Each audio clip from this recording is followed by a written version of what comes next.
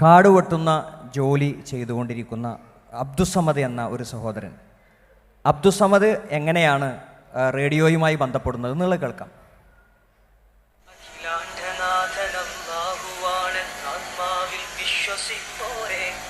ഞാനൊരു കാട് വെട്ടുന്ന തൊഴിലാളിയാണ്.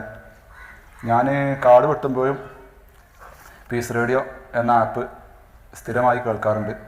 കാട് വെട്ടുമ്പോൾ ഞാൻ കൂടുതലായി അതിന് സമയം കണ്ടെത്താറുണ്ട്. കാട് വെട്ടുമ്പോൾ ഞാൻ ഹെഡ്ഫോൺ ഉപയോഗിച്ച് ഒരു 7 മണിക്കൂർ ഞാൻ ഒരു ദിവസം കാട് വെട്ടാറുണ്ട്.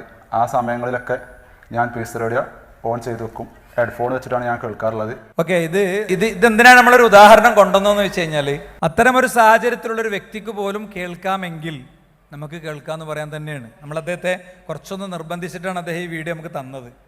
ഇത് പറഞ്ഞാൽ ആളുകൾ വിശ്വസിക്കൂല, മനസ്സിലായില്ലേ? പറഞ്ഞാൽ വിശ്വസിക്കൂല. ഞാൻ കഴിഞ്ഞ ദിവസം നമ്മുടെ മോർണിംഗ് ലൈവിൽ ഇരിക്കുമ്പോൾ ഇക്ബാൽ തൃക്കലങ്ങോട് അദ്ദേഹം ഒരു ഫോട്ടോ അയച്ചു തന്നു.